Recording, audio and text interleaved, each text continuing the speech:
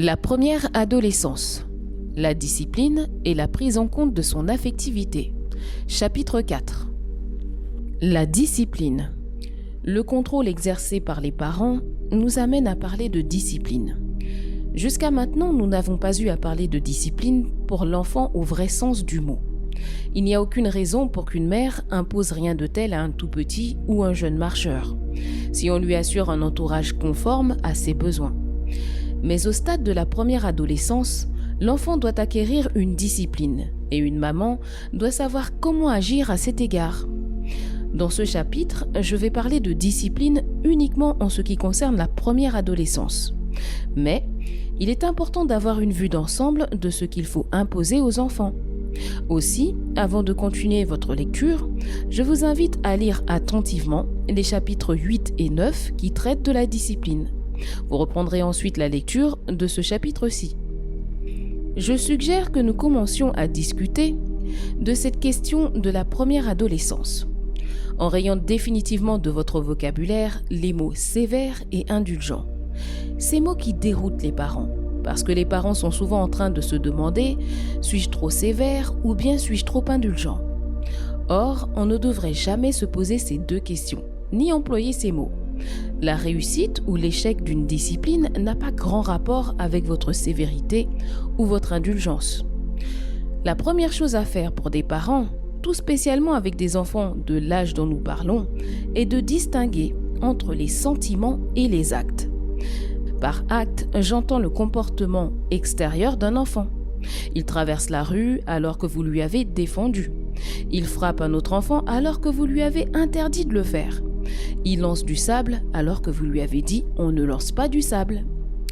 Par sentiment, j'entends les émotions internes d'un enfant. Un enfant peut être en colère ou heureux, avoir peur, éprouver de la timidité ou de l'affection. Il est important que les parents fassent cette distinction entre les sentiments et les actes, parce qu'un enfant peut apprendre à contrôler ses actes, il ne peut pas apprendre à contrôler ses sentiments. Les sentiments d'un enfant, comme ses pensées, parviennent spontanément à son esprit. Il ne peut contrôler ni le moment où il les éprouve, ni la façon dont il les éprouve. Considérons par exemple la colère. Un enfant ne peut s'empêcher d'être en colère ou hostile de temps en temps. Mais on peut raisonnablement espérer qu'il apprendra à contrôler les actes asociaux qui expriment ce sentiment, donner des coups, lancer du sable ou mordre. La première chose à faire avec un enfant en période de première adolescence est de l'aider à imposer des limites raisonnables à ses actions. Malheureusement, beaucoup de parents ont manifestement mal compris la psychologie moderne en pensant qu'imposer des limites à un enfant équivaut toujours à le traumatiser ou à restreindre le développement de sa personnalité. La psychologue Elisabeth Lessan raconte à ce sujet l'anecdote suivante. Son mari fut appelé un jour au téléphone par un de ses amis d'une cabine proche de chez lui. Et cet ami lui expliqua « Je ne peux pas t'appeler de chez moi parce que Bobby raccroche sans arrêt. » Bobby avait 3 ans. Mais quelles sont les limites raisonnables pour un jeune enfant? On ne peut donner aucune règle absolue. Commencez par vous poser la question. Combien d'interdictions formelles dois-je exiger à cet âge? Vous serez peut-être surpris en écrivant cette liste de découvrir qu'elle est plus courte que vous ne le pensiez. Une femme vint un jour me consulter au sujet de son enfant, qui avait des habitudes bizarres qui la tracassaient, et particulièrement celle-ci. Au lieu de manger son gâteau comme les autres enfants, il enlevait la croûte de sucre qu'il roulait en boule, la mangeait et laissa le reste du gâteau sur son assiette. Pour quelques raisons psychologiques bien personnelles, cela rendait la maman furieuse. Elle venait me demander quelle attitude générale avoir avec cet enfant et me révéla cette particularité au cours de notre entrevue. Je lui demandai ce qu'elle avait essayé de faire pour changer cette façon peu orthodoxe de manger les gâteaux. Et elle me dit « J'ai tout essayé. Je l'ai grondé, je l'ai corrigé, je lui ai offert de l'argent s'il acceptait de ne plus le faire. Rien n'y fit. » Je lui demandai alors pourquoi il était si important pour elle d'amener l'enfant à abandonner sa façon excentrique de manger les gâteaux. Est-ce que cela lui donnait des caries dentaires ou mal au cœur? Non, me dit-elle. C'est à moi que cela donne la nausée. Je ne peux pas le voir gâcher ainsi le reste de son gâteau. » Je lui proposai d'essayer à ce sujet une petite expérience. La fois suivante, au dessert, le petit garçon commença à détacher la croûte de son gâteau et la roula en boule. La mère, suivant mes instructions, ne dit rien, à la grande surprise du garçon, qui lui fut remarqué. « Maman, j'enlève le sucre », pensant que cette fois, elle ne l'avait pas vu. « Je sais », dit-elle en se cramponnant à sa chaise. « Et tu ne fais rien ?» demanda-t-il. « Non. » Alors, comme d'habitude, le petit garçon décolla la croûte de sucre, la roula en boule, la mangea et laissa le reste du gâteau. Il recommença 4 jours de suite. La mère ne disait toujours rien. Le 5e jour, à sa grande surprise, il mangea son gâteau comme les 2 autres enfants de la maison. Quand la mère vint m'en parler, elle n'en revenait pas. « Comment a-t-il pu changer ainsi ?» demanda-t-elle. « La comédie s'arrête quand le public est parti », répondis-je simplement. Ce petit incident est révélateur de bien des choses, mais celle sur laquelle je voudrais insister est simple. Il était stupide que cette maman insiste pour que son enfant mange son gâteau comme tout le monde. Au sujet de votre enfant de 2 ans et de ce que vous voulez qu'il fasse, posez-vous toujours la question.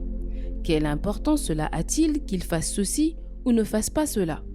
Est-ce que cela vaut seulement la peine d'en parler? Il y a assez d'interdictions essentielles et de limites à imposer à un enfant de 2 ans avec les poils et fourneaux allumés, les dangers de la rue, le sable à ne pas lancer aux autres enfants, pour qu'il ne faille pas vous compliquer la vie, à vous comme à lui, avec une foule d'interdits sans aucune importance. Beaucoup de parents pensent qu'il y a quelque part une liste magique des limites que tous les parents devraient imposer à leurs enfants.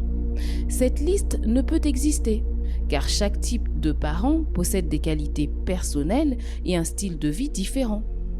Certains parents sont relativement détendus et considèrent quelques limites seulement comme essentielles. D'autres seront beaucoup plus stricts et feront respecter beaucoup plus d'interdits. Ces deuxièmes types de parents se sentiraient sans doute très mal à l'aise s'ils laissaient faire à leurs enfants ce que les premiers permettent. Je vais vous confier un secret. À mon avis, les limites que vous imposez aux actions de votre enfant n'ont pas grande importance pourvu que ces limites soient sensées et logiques et qu'elles vous paraissent justifiées ainsi qu'à vos enfants. Certes, c'est sans doute une erreur et une attitude contre nature que des parents n'imposent absolument aucune limite aux actions de l'enfant. Mais à l'opposé, la situation serait intenable si vous essayez de tout interdire. La santé mentale et morale des parents et le développement harmonieux de l'enfant sont à chercher quelque part entre ces 2 extrêmes. Il appartient à chaque maman et à chaque papa de définir pour lui-même ce quelque part. La plupart des parents sont particulièrement conscients des limites qu'ils imposent aux actions de leurs enfants, mais sont le plus souvent perdus lorsqu'il s'agit de leurs sentiments. Il faut tenir compte de l'affectivité.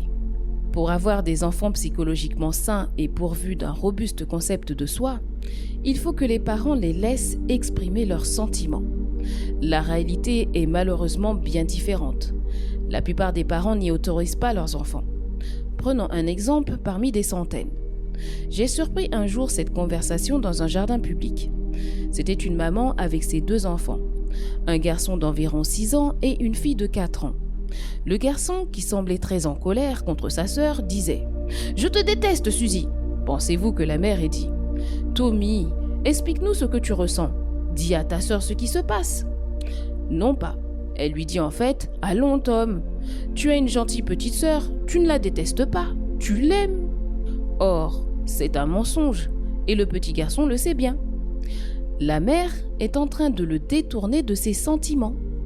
Naturellement, il n'est pas question qu'elle puisse vraiment transformer la colère qu'il ressent contre sa sœur. Tout ce qu'elle peut réussir à faire est de lui apprendre une attitude de mensonge vis-à-vis de ce qu'il éprouve. Elle peut lui apprendre à ensevelir ses pulsions, si bien qu'elles se manifesteront ensuite de manière sournoise. Ainsi, il battra sa sœur quand sa mère ne le verra pas. On pourrait citer des centaines d'autres exemples, illustrant la façon dont les parents empêchent généralement les enfants de leur dire ce qu'ils ressentent. C'est vrai pour tous les sentiments que nous considérons comme négatifs: colère, peur, timidité, peine ou inquiétude.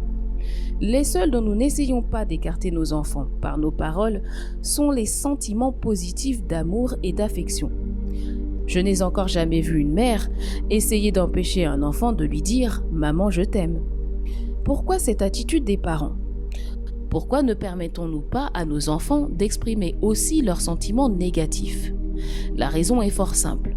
Sans doute, lorsque nous étions nous-mêmes des enfants, ne pouvions-nous pas non plus les extérioriser.